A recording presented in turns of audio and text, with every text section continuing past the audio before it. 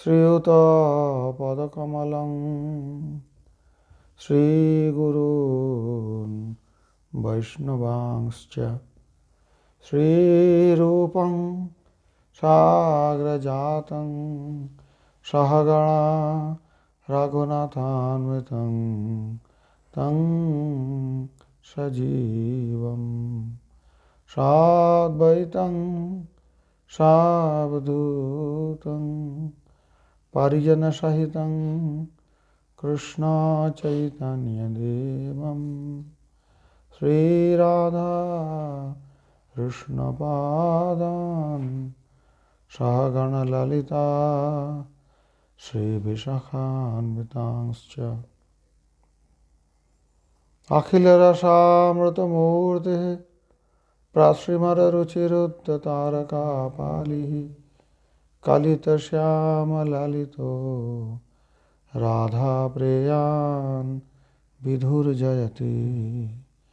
अथ दास्ये रसे ईश्वरः प्रभुः सर्वज्ञः भक्तवत्सलः इत्यादि गुणवान श्री कृष्ण विषयालंबनः। अब दास्य रस के वर्णन कर रहे श्रील विश्वनाथ चक्रवर्ती पाद भक्ति रसामृत सिंधु बिंदु ग्रंथ में। तो यहाँ पर भी चार सामग्री का मिलन से तभी तो रस बनेगा, भाव या रति। तो सामग्री में सबसे पहले विभव है, अनुभव है। तो विभव में क्या होगा? आलम्बन और उद्दीपन। आलम्बन दो प्रकार, आश्रय आलम्बन, विषय आलम्बन। तो यहाँ पर दास्य रस में ईश्वर प्रभु सर्वज्ञ भक्तवत्सल इत्यादि गुणवान श्री कृष्ण विषय आलम्बन है। ये दास जो है, जो दास भाव के हैं, ये भगवान श्री कृष्ण को इस प्रकार देखेंगे। उनके विचार से यही होगा, ईश्वर प्रभु सर्वज्ञ भक्तवत्सल। समझ में नहीं आ रही? उनके लिए यही होगा श्री कृष्ण। तो ये विषय आलम्बन है। और आश्रय आलम्बन चतुर्विधा। विषय आलम्बन समझ में आया? ईश्वर प्रभु सर्वज्ञ भक्तवत्सल इत्यादि और इस प्रकार के जिंदा संभ्रम पूर्ण व्यवहार है, जहाँ पे मैं दास हूँ, ये प्रभु है। तो इत्यादि गुणवान श्री कृष्ण, भगवान श्री कृष्ण के तो अनंत गुण है, लेकिन दासरस भक्त के लिए विशालमन होगा ये गुणवान श्री कृष्ण, जो इन गुणों के जो इन गुणों के जो गुणनिधि है वो श्री कृष्ण इनके लिए विषयालंबन है। आश्रय आलम्बन कौन होगा? आश्रय आलम्बन चतुर्विधा। आश्रय आलम्बन जो भक्त है चार प्रकार के होते हैं। अर्थात कौन कौन? अधिकृत भक्त, आश्रित, पार्षद, अनुगाश्च इति। अधिकृत भक्त, आश्रित भक्त, पार्षद और अनुगा, ये चार प्रकार के आश्रय आलम्बन है दास में। अर्थात दास भक्त के चार प्रकार के भेद है। अधिकृत भक्त कौन है? तत्र ब्रह्मा शंकर इत्यादय अधिकृत भक्ता। ब्रह्मा जी, शंकर जी, ये सब अधिकृत भक्त है, अर्थात जिनका अधिकार देके भगवान बैठाए हैं, जिनका अधिकारी बनाया गया। अधिकारी मतलब अभी अंग्रेजी में कहते हैं ऑफिसर। अधिकृत भक्त वो है जिनको भगवान अधिकारी बनाए हैं। वो भी भगवान के भक्त है, परंतु एक विशेष श्रेणी के हैं। यावद अवस्थिति अधिकारी नाम, ऐसा मेरे ख्याल से इतना याद आ रहा है, ब्रह्म सूत्र भी है। जब तक उनको ये काम करना है तब तक यहाँ रहना है। मुक्त होने की योग्यता प्राप्त होने पर भी वैकुंठ नहीं जाएंगे जब तक उनके यहाँ काम है।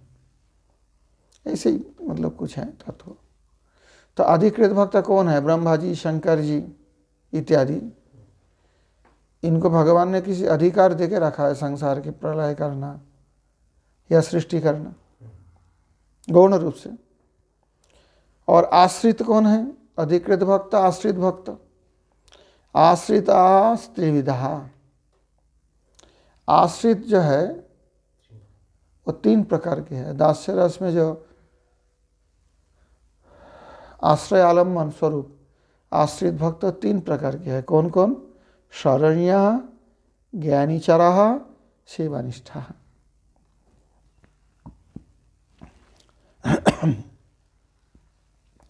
तो आश्रित भक्त में शरण्य कौन है? कालिय, जरासंध, मगध, राजबद्ध, राजादय शरण्य। कालिय भी एक शरण्य है, शरण लिया था ना।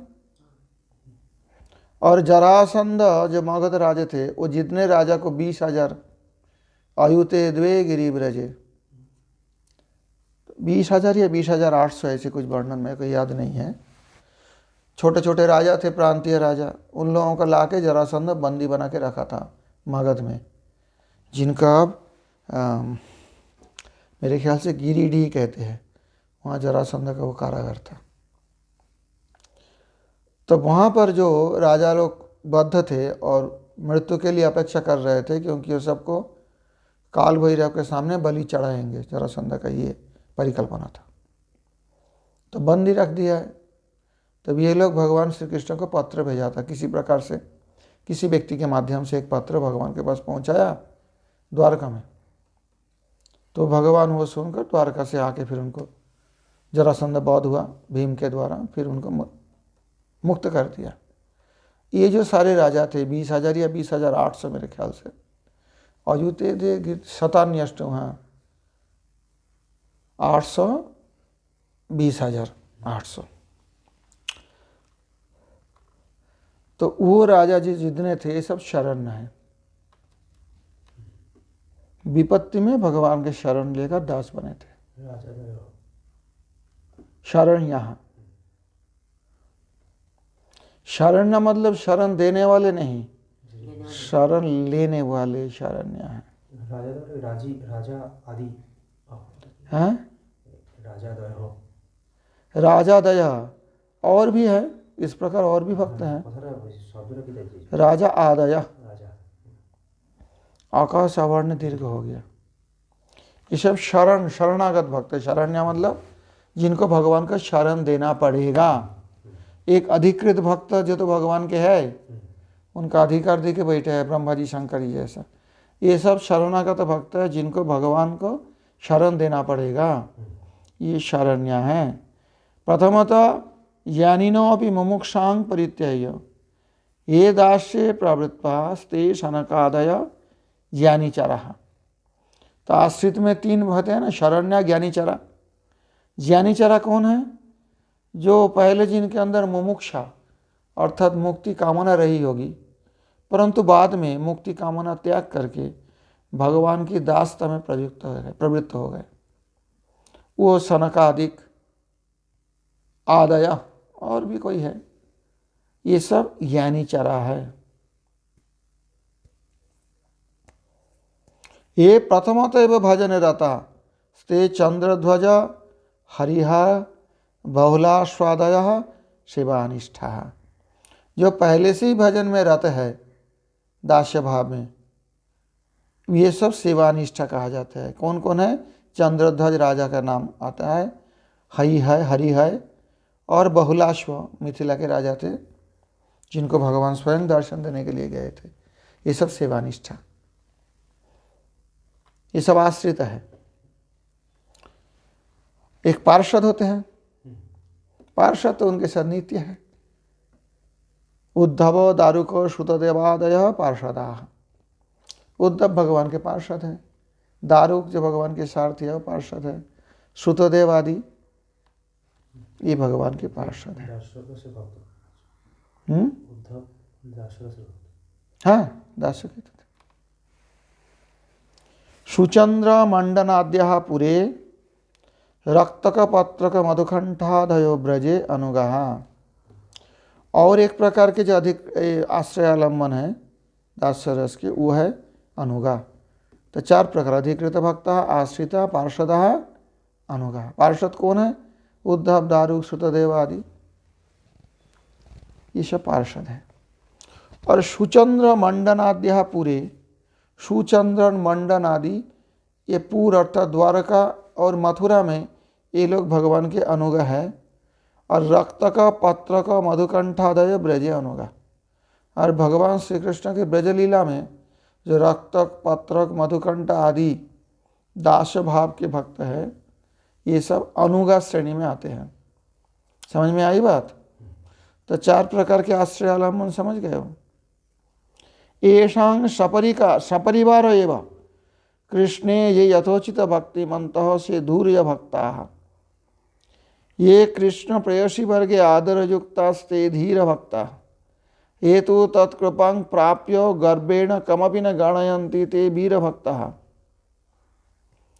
इनमें और भी बताया जाता है जो अपने सपरिवार परिवार सहित भगवान श्री कृष्ण के प्रति दास्य भाव से, ये सारे दास्य भाव के ही चल रहे बात, ठीक है। जो सपरिवार श्री कृष्ण के प्रति यथोचित भक्तिमंत है, इन्हें कहते हैं धूर्य भक्त, धूर्य। और जो कृष्ण प्रेयसी वर्ग के प्रति आदर युक्त है, अर्थात कृष्ण से भी कृष्ण जो प्रेयसी है इनकी सेवा में अधिक रुचि रखते हैं, वह है धीर भक्त। और जो कृष्ण कृपा प्राप्त करके उसी कृपा की गर्भ में किसी को गिनते नहीं हैं, किसी का कुछ समझते नहीं हैं, ये सब है वीर भक्त। समझ नहीं आ रहे? एतेषु गौरवान्वित संभ्रम प्रीति युक्तास्तु प्रद्युम्न संवादयो श्री कृष्णस्य पाल्यः। और इनके बीच में जो गौरवान्वित संभ्रम प्रीति युक्त, अर्थात गौरव भी है, संभ्रम प्रीति भी है, अर्थात प्रद्युम्न के लिए कृष्ण भगवान भी है, प्रभु भी है, और मेरे पिता ये भी बेचारा, इसे गौरव करते हैं। तो गौरव युक्त गौरवान्वित संभ्रम प्रीति युक्तास्तु प्रद्युम्न सांब आदय श्री कृष्णस्य पाल्यः। पाल्य मतलब जिनको कृष्ण पालन करते हैं अपने पुत्र के रूप में।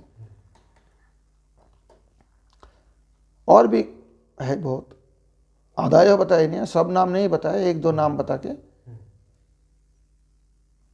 तो उद्देश्य किया गया।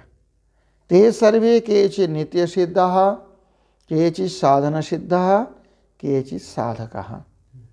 तो ये जितने दास्य रस के हैं ये सभी कोई कोई नित्य सिद्ध है, अर्थात बराबर के लिए कृष्ण के साथ है, कभी ऐसा नहीं था कि नहीं थे। केचित् साधन सिद्धा, कोई कोई साधन करके उस पार्षदत्व या अनुगत्व प्राप्त किया है। और केचित् साधका, साधका किसे कहा जाता है? ये बहुवचन है सारे, इसलिए विसर्ग है साधका, साधका साधकौ साधका। साधक किसे कहते हैं? मैंने पहले बोला, आपने भूल गए। जो कृष्ण दर्शन का जो सारे योग्यता उनके अंदर है कृष्ण दर्शन की, परंतु अभी दर्शन में कुछ बाधा है, अभी नहीं हुआ, ये साधक है। अब ये तो हो गया आलम्बन विभव, उद्दीपन विभव होना चाहिए ना। विभव 2 प्रकार, आलम्बन उद्दीपन। उद्दीपन कौन है? दास्य रस में श्री कृष्णानुग्रह चरण धूलि महाप्रसादादय उद्दीपन विभाव। तो भगवान श्री कृष्ण के अनुग्रह, उनके चरण धूलि, उनके उच्छिष्ट जो महाप्रसाद, ये सब दास्य रस के लिए उद्दीपन है। समझ में आई बात? भगवान के चरण चिन्ह देखकर उद्धव नहीं, अक्रूर लोटपोट हो गए। संपर्क में तो भगवान के चाचा लगते हैं, लेकिन भाव तो दास्य है। तो ये उद्दीपन होता है इनको, भगवान के चरण रज, भगवान के अनुग्रह, महाप्रसाद आदि। अनुभव क्या है? मैंने बताया ना, विभाव होता है जो अंदरूनी बात, अनुभव होता है जो प्रकाश होता है। अनुभव क्या है? श्री कृष्ण से आज्ञा करणादय अनुभव। श्री कृष्ण का आज्ञा पालन करना इनका अनुभव है। बाहर में क्या दिखेगा कि कृष्ण का आज्ञा पालन करते हैं, आदेश पालन करते हैं। समझ में आई बात? प्रेमा राग स्नेहश्चात्र रसे भवति। पहले बताया ना, प्रेम के ऊपर और भी है ना, राग, स्नेह, अनुराग, भाव इत्यादि। तो इनमें 3 तक जाते हैं। प्रेम राग स्नेहश्च अत्र रस भवति। प्रेम, राग और स्नेह, इतना तक दास्य रस में अनुभव होगा। अधिकृत भक्ते आश्रित भक्ते च प्रेम पर्यंत भवति स्थायी।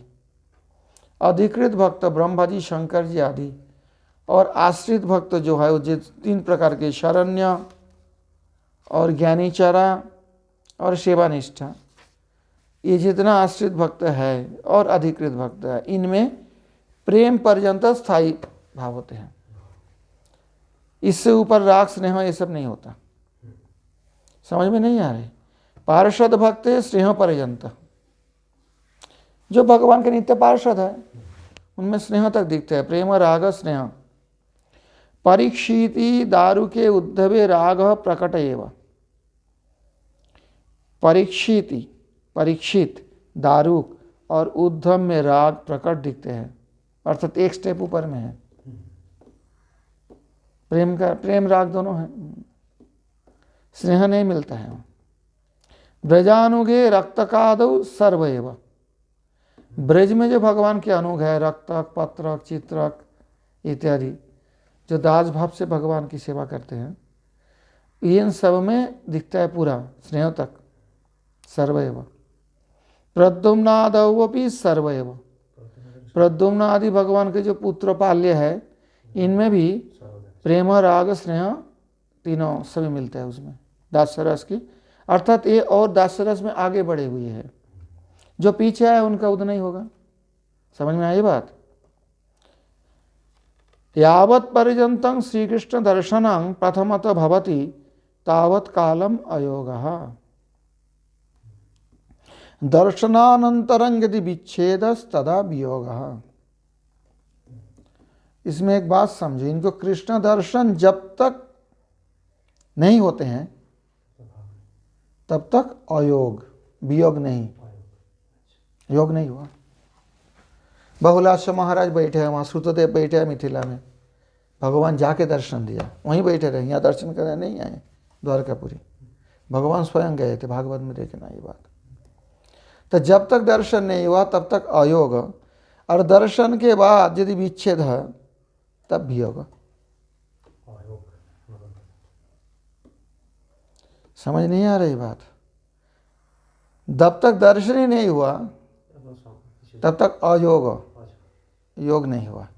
और दर्शनांतरं यदि विच्छेद तदा वियोग। जब तक दर्शन नहीं हुआ दास्य रस में, अयोग और वियोग ये 2 अवस्था दिखते हैं।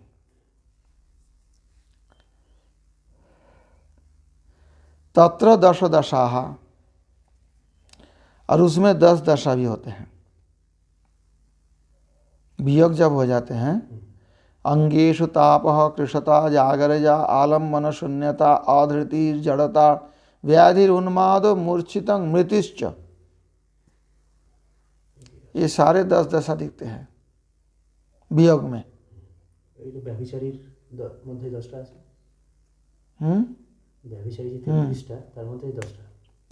वो अलग है। वो जो है, एक तो होता है सात्विकी भाव, एक होता है संचारी भाव, ये दोनों सामग्री। और पहले बता दिया आलम्बन उद्दीपन विभव अनुभव।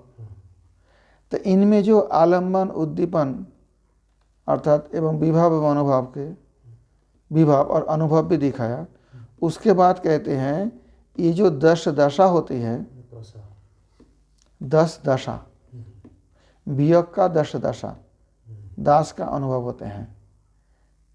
तो कौन कौन?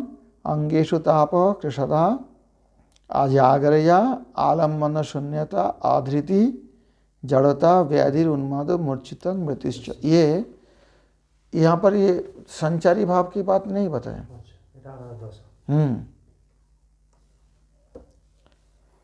लक्षण ऐसी है। हाँ, तो ये सब नहीं, बात समझो। सात्विक विकार 8 ही है ना, लेकिन ये 10 दशा ही अलग है। वियोग का दशा, इसे वियोग दशा कहते हैं। जब आदर्शन है तब दशा है। हाँ, जब आदर्शन होते हैं तब ये दिखते हैं। इति दास्यरस, इनमें सात्विकी विकार, सात्विक भाव और संचारी भाव के बाद में नहीं बताया गया।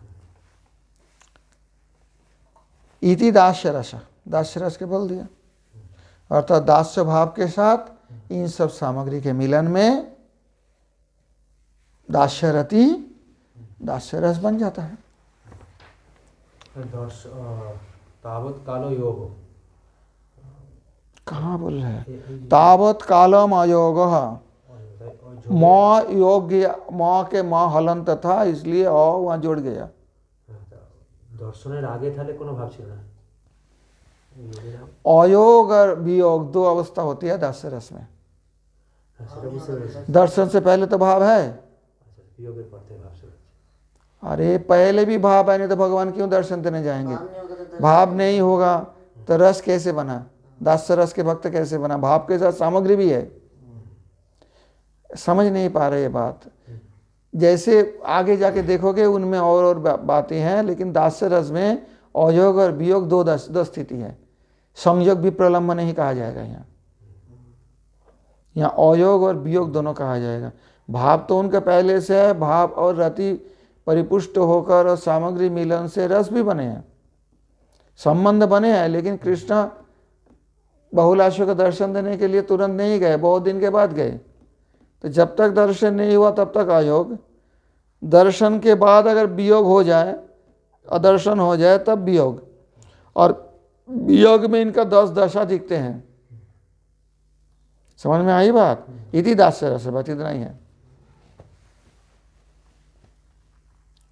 इसके आगे सख्य रस, अथ सख्य रसे विदग्धो बुद्धिमान शुभेशः सुखी इत्यादि गुण श्री कृष्ण विषयालंबन। अब सख्य रस में भी सामग्री का मिलन होना है ना, विभव अनुभव सात्विकी व्यभिचारी, तब तो रस सख्य भाव में, सख्य रति में सख्य रस बनेगा। तो विदग्ध बुद्धिमान शुभेश शुद्धि सुखी, सॉरी सुधी बोल रहा, सुखी इत्यादि गुण श्री कृष्ण विषयालंबन। चले सख्य रस में विषयालंबन दास्य रस के विषयालंबन में अलग है। हालांकि श्री कृष्ण विषयालंबन है, लेकिन सखा के लिए प्रभु ईश्वर इस प्रकार नहीं दिखेंगे। सखा के लिए कौन सा विषयालंबन होगा कि कृष्ण विदग्ध है, विदग्ध मतलब चतुर, बुद्धिमान है, सुवेश है, अच्छा पोशाक पहनते हैं, अच्छी तरह से सज धज के चलते हैं, सुखी हैं, ये सब सख्य रस का विषयालंबन। इत्यादि गुणयुक्त श्री कृष्ण सख्य रस का विषयालंबन है। वो कृष्ण के ईश्वर नहीं देखेंगे, अभी समझ नहीं पा रहे लड़का, देखते रहते किताब की तरफ, बात समझ में नहीं आ रही। सख्य रस में कृष्ण के ईश्वर नहीं देखेंगे, सुबेश देखेंगे, आज कृष्ण बढ़िया ड्रेस किया है, अच्छा फैशनेबल कपड़ा पहना है। और कृष्ण को वैसे नहीं देखेंगे जो वो है, विदग्ध देखेंगे, बुद्धिमान देखेंगे, प्रभु नहीं देखेंगे, ईश्वर नहीं देखेंगे। उनके लिए आश्रयालंबन नहीं है, कृष्ण फ्रेंड है। सख्य रस में विदग्ध बुद्धिमान शुभेश सुखी इत्यादि गुण, और भी है बहुत गुण जो आश्रयालंबन, जो गुणयुक्त श्री कृष्ण, गुण आश्रयालंबन नहीं है, उसी गुणयुक्त जो श्री कृष्ण है वो आश्रयालंबन है सख्य रस में। विषयालंबन, सॉरी आश्रयालंबन में गलत बता रहा हूँ, श्री कृष्ण विषयालंबन है, आश्रयालंबन तो सख्य रस के भक्त है। तो कौन विषय है सख्य रस के? विषयालंबन कौन है? श्री कृष्ण है, जिनको इन सारे गुण युक्त, जो कृष्ण इन सारे गुण युक्त होंगे, विदग्ध होंगे, बुद्धिमान होंगे, सुवेश होंगे, सुखी आदि होंगे। और आश्रयालंबन सखायस चतुर्विधा, आश्रयालंबन जो है वो सारे कृष्ण के सखा है, 4 प्रकार के हैं। समझ नहीं आ रही? 4 प्रकार सखा कौन है? सुहृद सखाय, प्रिय सखाय बहुवचन है सारे, इसलिए विसर्ग लगा है। प्रिय सखाय, प्रिय नर्म सखायश्च, 4 प्रकार के जो आश्रयालंबन है सख्य रस में, एक होता है सुहृद, एक होता है सखा, एक होता है प्रिय सखा, एक होता है प्रिय नर्म सखा। कठिन लग रहे? कठिन लग रहा है क्या? तो फिर चुपचाप क्यों बैठे हो ऐसे? अब पहली श्रेणी जो है, सुहृद कौन है? ये कृष्णस्य वयसाधिकास्ते सुहृदः किंचित वात्सल्यवन्तः। जो उम्र में कृष्ण से थोड़ा बड़े हैं, सखा है, लेकिन उनमें एक अलग श्रेणी है सुहृद। वो कृष्ण के प्रति थोड़ा वात्सल्य भाव रखते हैं, बड़े हैं ना कृष्ण से। ते सुभद्र मंडलीभद्र बलभद्रादय। सुभद्र कृष्ण से बड़े हैं, मंडलीभद्र कृष्ण से बड़े हैं। सुभद्र तो उनका भाई लगता है, सागे भाई तो नहीं मेरे ख्याल से, चाचा कजिन ब्रदर। मंडलीभद्र बलभद्र तो उनके भाई है बड़े। तो ये सब जो है ये सुहृद श्रेणी में आते हैं। ये भी सख्य रस के आश्रय आलम्बन है। और सखा कौन है? ये किंचित वयसा न्यूना स्ते किंचित दाष्ट्र मिश्रा सखाया। जो थोड़ा उम्र में कम है वो दास्य मिश्र सखा है, उनका थोड़ा दास्य भाव है। जो उम्र से बड़े हैं उनके अंदर वात्सल्य भाव थोड़ा मिक्स है। जो उनसे कम उम्र के सखा है कृष्ण से, उनका दास्य मिश्र सखा सख्य है। कौन है ये? दो चार उदाहरण दिए, ऐसा बहुत है। ते विशाल वृषभ देवप्रस्थादय। विशाल वृषभ देवप्रस्थ इत्यादि कृष्ण के जो सखा है, सख्य रस के जो आलम्बन आश्रय आलम्बन है, ये सब सखा है। समझ गए? सुहृद सखा में अंतर। ये वयसा तुल्यास्ते प्रिय सखाया। और कृष्ण के साथ जो बराबर है उम्र में, 1-2 घंटे 1-2 दिन का फर्क, कोई फर्क नहीं रखता, जो कृष्ण के बराबर है उम्र में, ये सब कौन है? प्रिय सखा है। कौन कौन है ऐसा? कहते हैं श्रीदाम, सुदाम, वसुदाम आदि, ये कृष्ण के बराबर उम्र के हैं। ये सब प्रिय सखा है। और प्रिय नर्म सखा कौन है? ये तो प्रेयसी रहस्य सहाया श्रृंगार भाव स्पृहा स्ते प्रिय नर्म सखाया सुबल मधुमंगल अर्जुनादया। और जो श्रृंगार भाव स्पृहा युक्त, श्रृंगार भाव जिनमें थोड़ा मिला हुआ है, जो प्रेयसी रहस्य में सहायक है, जो कृष्ण के निकुंज लीला के बारे में कुछ जानते हैं, उसमें हेल्प भी करते हैं। राधा रानी का खबर कृष्ण का पहुंचाना है, कृष्ण की खबर राधा रानी के सखियों को, ये ललिता भी सखा को पहुंचाना, ये सखा है। परंतु ये सखा होने पर भी इनमें थोड़ा उज्जवल रस की मिश्रण है। ये चीज़ बलराम में नहीं मिलेंगे। बलराम जानते नहीं है कब कृष्ण राधा जी के मिलने के लिए जाते हैं, लेकिन इन लोगों का पता है, ये उसमें सहाय भी करते हैं। इसे कहते हैं प्रिय नर्म सखा, पर्सनल फ्रेंड अंग्रेजी बोलता है। ये प्रिय नर्म सखा, ये रहस्य में और सखा की प्रवेश नहीं है, सुहृद का प्रवेश नहीं है, और एक श्रेणी जो बताया प्रिय सखा का भी प्रवेश नहीं है। श्रेय प्रिय नर्म सखा, ये प्रेयसी रहस्य सहाया। प्रेयसी के तहत एकांत कृष्ण कैसे हो पाए, इनके सहायता करने वाले। समझ में आई बात? और श्रृंगार भावशाली, उनमें कुछ श्रृंगार रस का भी, मधुर रस का भी मिश्रण उनमें है। प्रिय नर्म सखा है। कौन कौन है? सुबल मधुमंगल अर्जुनादय। सुबल, मधुमंगल, अर्जुन, ये सब कृष्ण के प्रिय नर्म सखा है। अब उद्दीपन क्या होगा? विभव में तो आलम्बन उद्दीपन होना चाहिए ना। ये तो 4 प्रकार के आलम्बन हो गया सख्य रस का। उद्दीपन क्या हुआ? देखो, दास्य रस का उद्दीपन सख्य रस का उद्दीपन एक नहीं है। भाव तो अलग है ना, उद्दीपन भी अलग होगा। उद्दीपन क्या है? कैशरान भयांशी श्री कृष्ण कौमारो पौगंड कैशरान भयांशी। कौमार अवस्था के श्री कृष्ण भी सखा है, इसलिए कृष्ण का कौमार अवस्था भी उद्दीपन है। कृष्ण का पौगंड अवस्था में भी ये लोग सखा है। बचपन से तो बड़ा हो रहे हैं ना एक साथ, तो पौगंड अवस्था भी इनके लिए उद्दीपन है। और कैशर वयस, वो भी इनके लिए उद्दीपन है। और इसके अलावा श्रृंगो वेणु दलवाद्यादयश्च उद्दीपन विभावः। श्रृंग होते हैं, शिंगा होते हैं ना, जो भैंस के सींग से बनता है, शिंगा, वेणु, और दलवाद्य मतलब पत्रों को ऐसी करके एक बांसी बनाते हैं, पत्ते को, पेड़ के पत्ते, उसे दलवाद्य कहते हैं। दल होता है पत्ता। तो ये सब उद्दीपन है, क्योंकि शाखा तो यही करते हैं ना। जब गोचारण के लिए जाते हैं तो सींगा बजाते हैं, वेणु बजाते हैं, किसी के पास वो नहीं है तो पेड़ के पत्ते को ऐसे लेके बांसी बना के उसको बजाते रहते हैं। ये सब उद्दीपन है। तत्र प्रमाणम कौमारं पंचमाब्दांतं पौगंडं दशमावधि कैशरम आपंचदशं यौवनंत ततः परम। कैशरम आपंचदशं कहते हैं पंचवर्ष अवधि कौमार है, 5 साल पूरा होने तक कौमार अवस्था, 10 साल पूरा होने तक पौगंड अवस्था, और 15 साल पूरा होने तक कैशर अवस्था। तो 10 से 15 तक, 10 पूरा हो जाने के बाद पौगंड खत्म, फिर कैशर अवस्था शुरू हुआ, पंचदश पूरा होने तक, पूर्ण होने तक, यौवन अंत तथा परम, इसके बाद में यौवन। कृष्ण नव यौवन में है, क्योंकि नित्य लीला में उनका उम्र ऐसे कहा जाता है 15 वर्ष पूरा होके 2 महीना। तो क्या कैशर तो संपूर्ण हो गया, परंतु किशोरी जैसा माना जाएगा, नव यौवन से शुरू हुआ, इतना है।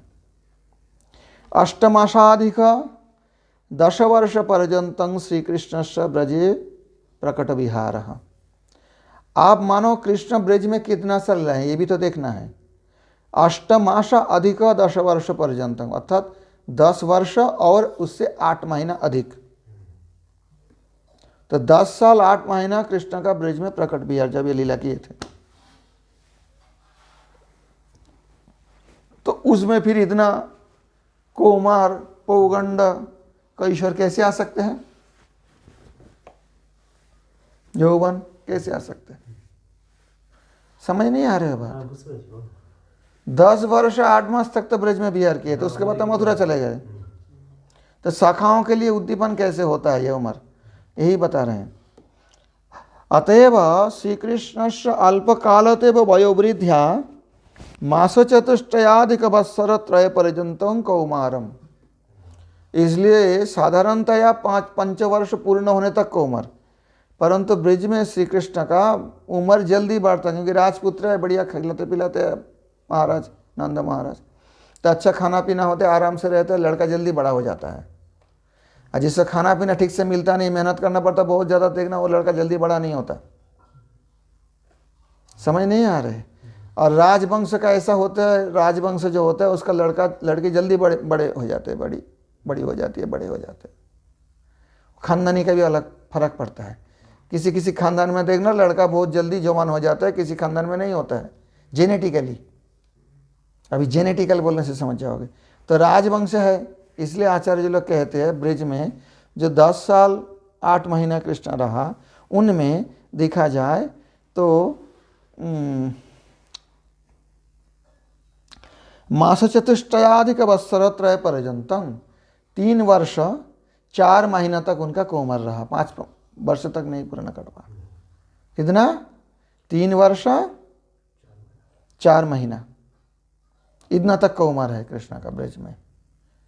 तो ये कौमार उद्दीपन है इसके सख्य रस के। और ततः परम अष्टमासाधिक 6 वर्ष पर्यंतं पौगंडम।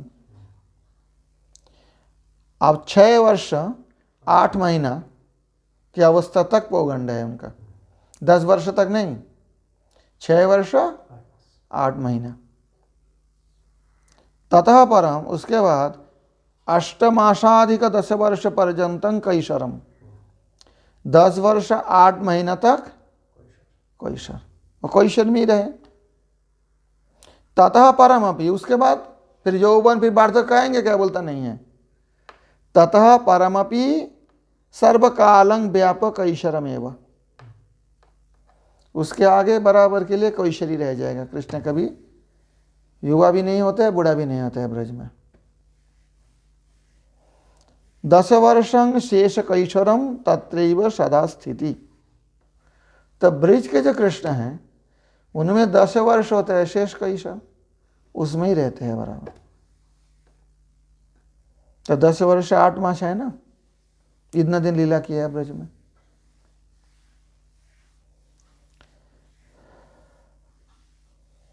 एवं सप्तमे वर्षे वैशाखे मासी कैशरारंभ। जब कृष्ण भौम लीला करते हैं तब ये सब होते हैं। नित्य लीला में तो जन्म नहीं है, वहाँ कौमार पौगंड कहाँ से आवे। परंतु जो मातृभावमयी है उनके लिए कृष्ण कुमार जैसा दिखते हैं, जो सख्य भावमय है उनके लिए कृष्ण कौमार पौगंड कैशोर 3 अवस्था में देखते हैं। परंतु नित्य लीला में कृष्ण ना जन्म लेते हैं, ना उनके कौमार अवस्था होती है, ना पौगंड अवस्था होते हैं। वहाँ तो जन्म लीला है नहीं ना, गोलोक वृंदावन में, वैकुंठ में। मथुरा में जन्म लेते हैं तो जन्म लीला होते हैं, तो फिर धीरे धीरे बढ़ते हैं। यहाँ सांसारिक जैसे दृष्टि से देखा जाता है तो समझ में नहीं आ रहा है, ये बड़ा भ्रम में पड़ गए शांतनु। तो ये ब्रज लीला में तो कैशर आरंभ कब हुआ था? अभी कोई पूछेंगे तो पूछने जवाब देना पड़ेगा ना। सप्तमे वर्षे वैशाखे मासी। सप्तमे वर्षे मतलब क्या? 6 साल पूरा होके जब 7वीं साल चल रहा था, 6 साल पूरा कब हुआ? कौन से महीने में? 6 साल कब कौन से महीने में पूरा होता है कृष्ण का? कौन से महीने में? कौन से महीने में 6 साल पूर्ण होगा कृष्ण का? अरे जन्म हुआ भादव में, तो भादव में 6 साल पूर्ण हुआ। ये बात समझ नहीं आता इनको, पता नहीं क्या दिमाग कहाँ है। हाँ, भाद्र से 6 मास नहीं, 6 साल पूर्ण हुआ कब? अरे 6 साल पूर्ण 7 साल पूर्ण कब होता है? जब जन्मदिन आता है किसी का। ये बात इनका समझ में नहीं बैठ रहा है। तो 6 मास की तो 6 साल 6 मास हो जाए पूर्ण होने के बाद, 6 मास कहाँ बोला मैंने? तो बोझ किया जाए बैसाख मास। सप्तम वर्षे सब सप्तम वर्ष शुरू होता है, तो भादव में 6 साल पूरा हो गया। साल बोल रहे हो, मास मास क्यों बोलते हो? क्या समझ में नहीं आता इनको, सुनता नहीं है ढंग से। भादव में 6 साल पूरा हो गया कृष्ण जन्माष्टमी के दिन, शुक्ला कृष्ण पक्ष के अष्टमी में। उसके बाद जब वैशाख महीना आया तो सप्तम वर्ष चल रहा है, सप्तम पूरा नहीं हुआ, इसलिए कहते हैं सप्तमे वर्षे वैशाखे मासी कैशरारंभ। जब 6 वर्ष पूरा हो गया, 7वें वर्ष चल रहे थे, तब वैशाख के महीने में कैशर का प्रारंभ हुआ। ऐसा होता है क्या? 7 साल का लड़का किशोर हो जाता है? कृष्ण का हुआ था, 10-12 साल का लड़का जैसा था। तत्र कहाँ कहते हैं, कहाँ गया? अतएव प्रसिद्धि पौगंड मध्य प्रेयसी सह विहार। इसलिए जहाँ जहाँ प्रेयसियों के साथ कृष्ण का विहार का वर्णन है, राधा ललिता आदि के साथ, वो पौगंड है ऐसा कहा जाता है। लेकिन वास्तव में पौगंड नहीं, इसमें कृष्ण का कैशर चालू हो गया था। समझ नहीं पा रहे ये बात, इसमें पूर्व पक्ष है। बोलो ना, तो समझिए। तो कैशर कहाँ से? अपूर्व पक्ष है ना। तो बोल से ना समझ नहीं, पूछो तो जवाब तो नहीं दे पा रहे। सप्तम वर्ष जब चल रहा था तभी कैशर चालू हो गया था। 10 वर्ष खत्म करके 11 से कैशर नहीं चलाना। कृष्ण का किशोर अवस्था वैशाख महीने से हुआ था, सप्तमे वर्षी। सप्तमे वर्षे वैशाखे मासी कैशरारंभ। अतएव प्रसिद्ध पौगंड मध्य प्रेयसी सह विहार। तासामपि तथा भूतत्वादिति प्रसंगात लिखितम। और कृष्ण तो ना मानव किशोर हो गए, कृष्ण किशोर हो गए, तो बाकी प्रेयसी राधा रानी क्या 6 साल में किशोरी हो गई? बोलते हैं उनका भी ऐसे ही है। तासामपि तथा भूतत्वम, कहाँ गया? तासामपि तथा भूतत्वादिति प्रसंगात लिखितम।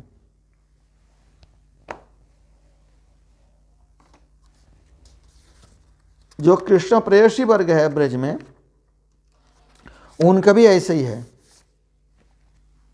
अर्थात उनका भी कौमार अवस्था उदना तक ही रहा लगभग। उसके बाद पौगंडावस्था कितना उम्र तक? 8 मासाधिक 6 वर्ष पर्यंतम। 6 वर्ष पूरा होके 8 महीना जब हुआ तब पौगंड खत्म, कैशर।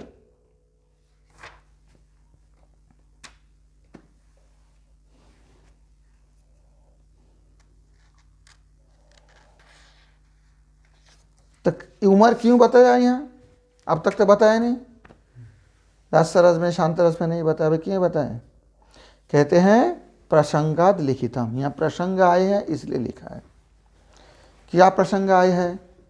कि साक्ष्य रस का जो उद्दीपन है, तो कृष्ण का कोई कौमार, पौगंड और कैशोर। अब ये बात कह दिया जाए तो कैशोर में कितना दिन रहे, पौगंड में कितना दिन रहे, ये भी तो बात याद आ जाती है ना। कृष्ण 10 वर्ष 8 महीना तक तो ब्रिज में रहे, तो इस प्रसंग में ये कहा गया है, नहीं तो ये कहने की आवश्यकता नहीं था।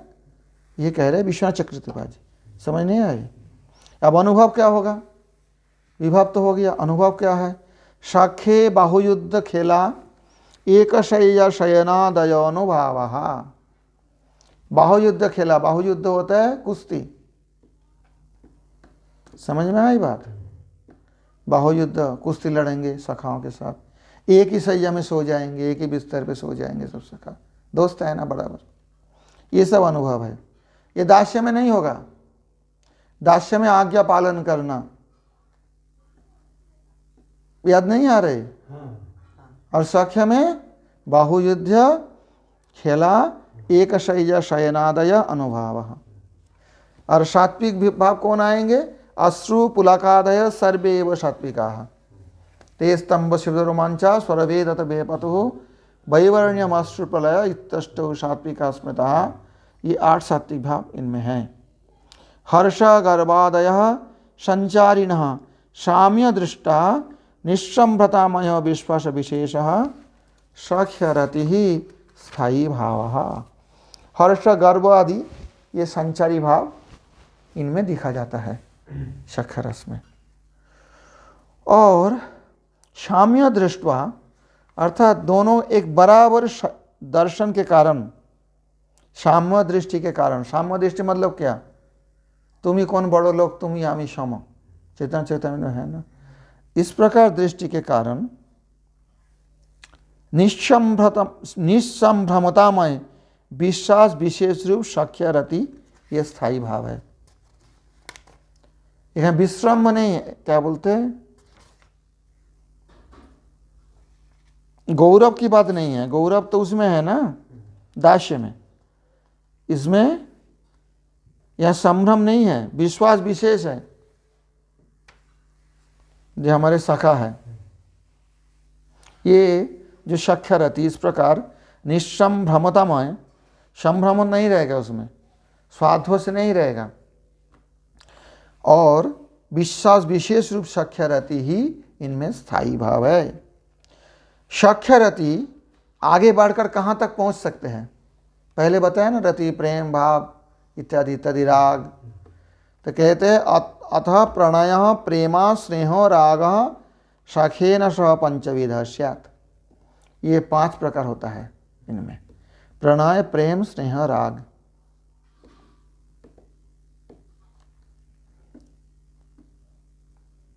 तो साख्य प्रणय प्रेम स्नेह राग ये 5 आख्या धारण करते हैं वृद्धि प्राप्त होकर।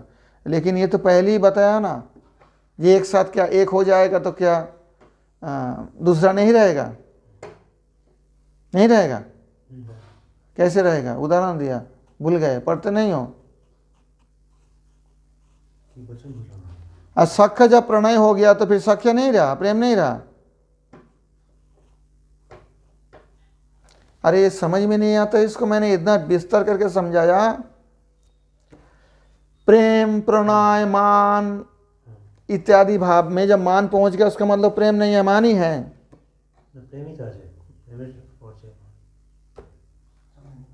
ये पढ़ा नहीं है, इसका समझ में नहीं आया। पहले दृष्टांत दिया कि वो युगपत रहते हैं सभी, किसी का प्रकाश कभी कभी होता है, जैसे दृष्टांत दिया, काम क्रोध युक्त व्यक्ति के अंदर, 6 रिपु वाले व्यक्ति के अंदर कभी काम प्रकट होता है, कभी क्रोध प्रकट होता है। तो क्या उसके अंदर क्रोध प्रकट होता काम नहीं है? ईर्ष्या नहीं है, मत्सरता नहीं है, प्रकट नहीं दिखते हैं। मुंह में आंगुल क्यों लगाते हो? अंगली नहीं लगाना मुंह में। लगा रहे थे? अच्छा, हाथ झूठा हो जाता है ना। अभी तक इनका समझ में नहीं आया। हाँ, अथ प्रणय प्रेम स्नेह राग सख्य न स पंचविध स्यात्। सख्य के साथ ये 4 आ सकते हैं उत्तरोत्तर वृद्धि क्रम से। प्रणय, प्रेम, स्नेह, राग, इनमें कौन कौन का किस किस भाव है? अन्यत्र अर्जुन भीमसेन श्रीदाम विप्राद्या सखाय। ब्रज में तो ये सब सखा है। अन्यत्र मतलब ब्रज के बाहर, मथुरापुरी लीला में अथवा द्वारका लीला में अर्जुन, भीमसेन, श्रीदाम विप्र। श्रीदाम विप्र कौन है? वो जो कृष्ण का जो सखा था वहाँ। कहाँ पर? सांदीपनि मुनि के गुरुकुल में। वो जो ब्राह्मण थे श्रीदाम। तो ये सब अन्यत्र सखाया। अब ये समझ नहीं पाए। अन्यत्र मतलब दूसरी जगह पे। शाखा है मतलब क्या? यहाँ 4 श्रेणी किया ना, ये अभी तक समझ नहीं पाए। श्रोही शाखा, प्रिय शाखा, प्रिय नर्म शाखा। अन्यत्र सिर्फ शाखा है, अर्थात जो उम्र में थोड़ा कम है कृष्ण से, दास्य मिश्र है। ये ब्रिज में है, बाहर में हालांकि भीम तो कृष्ण से बड़े ही है उम्र से, अर्जुन बराबर के है। ये सब सखा है। तत्रापि वियोगे दश दशा पूर्ववद ज्ञातव्यः इति सख्य रस। तत्रापि अर्थात सख्य रस में वियोग में 10 दशा होते हैं, जैसे पहले बताया गया, दास्य रस में जैसे बताया गया। इति सख्य रस। समझ में नहीं आई बात? तब यहाँ तक रहने दो। दास्य रस, सख्य रस अच्छी तरह से समझो, कैसी कैसी सामग्री मिलन से कैसे विभाव, अनुभव, सात्विक भाव, संचारी भाव और स्थायी रति कौन है? स्थायी रति इनका समझ में नहीं आ रही है बात। स्थायी रति एक परमानेंट रहेगा, उसके साथ ये सामग्री समय समय पर मिलता रहेगा। सख्य में स्थायी रति कौन है? अभी तो पता है, बताओ।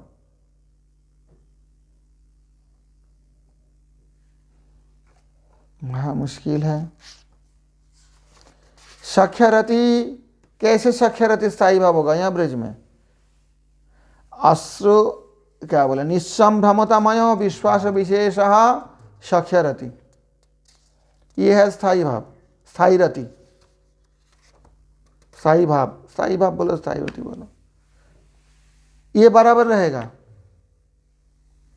इनका अभी भी समझ नहीं, दृष्टांत ना देने से समझ नहीं पाएंगे। नहीं समझे? ये स्थायी भाव हर समय रहेगा।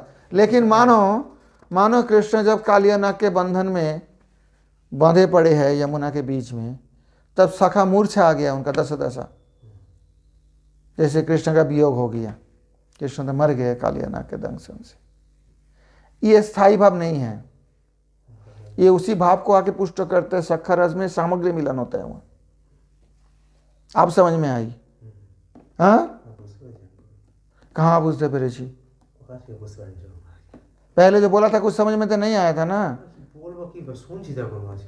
देखने से तो पता लगता है मुंह से। स्थायी रति के मतलब क्या आप तो बता नहीं पाए। स्थायी रति, स्थायी भाव होता है जो स्थायी रहेगा बराबर। तो सख्य रस में स्थायी भाव कौन है? निस्संभ्रतामय विश्वास विशेष सख्य रति स्थायी भाव, ये बराबर रहेगा। वियोग में हो, संयोग में हो, युद्ध में हो। युद्ध में वीर रस का मिश्रण होता है, आगे जाके देखना जब बाहुयुद्ध करते हैं। हालांकि कृष्ण को दुख देने के लिए नहीं, प्रतिकूलतामय नहीं है, अनुकूलतामय कृष्ण अनुशीलन है। परंतु कृष्ण के साथ बाहुयुद्ध करने से, दंगल करने से, कुश्ती लड़ने से वो कृष्ण का सुख देने के लिए लड़ते हैं। तो उस समय वीर रस का मिश्रण होता है सख्य रस के साथ। समझ नहीं आ रही बात? लेकिन स्थायी भाव कौन रहेगा? निस्संभ्रमतामय विश्वास विशेष साक्ष्य रति ही। समझ में आई बात? अब दास्य रस कौन है बताओ? स्थायी भाव। प्रभु आज्ञा नहीं, आज्ञा पालन करना तो अनुभव है। स्थायी भाव क्या है? मैंने बताया, अभी अभी बताया। बताओ, देख के ही बताओ।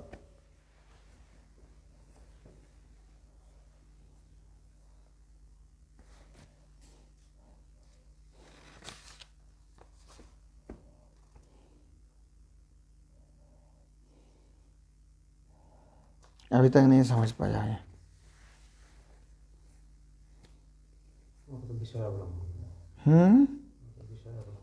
हाँ, तो दास रस का स्थायी भाव क्या है बताओ? अधिकृत भक्ति आश्रित भक्ति च प्रेम पर्यंत भवति स्थायी, पार्षद भक्ति स्नेह पर्यंत स्थायी, परीक्षिति दारु के उद्धवे राग प्रकट एव। ये स्थायी भाव अलग अलग श्रेणी का दास में अलग अलग प्रकार तक होते हैं। अभी समझ में आई? अधिकृत भक्त आश्रित भक्त में प्रेम तक स्थायी भाव है, बस प्रेम। पार्षद भक्त में स्नेह तक स्थायी भाव है, और परीक्षित दारुक उद्धम में राग स्थायी भाव है। अभी तक समझ में नहीं आई बात? ये बराबर रहेगा इसके साथ सामग्री मिलन से। तो इति सख्य रसः, दास्य रस और सख्य रस दोनों अच्छी तरह से समझो। इनके जो संक्षिप्त रूप से यहाँ वर्णन है, और आगे जाके फिर वात्सल्य रस, माधुर्य रस वगैरह ये सब चर्चा करेंगे। अखिल रसामृत मूर्ति प्राश्रिमर रुचिरोध तारका पालि, कलित श्याम ललितो राधा प्रेयान विधुर जयति।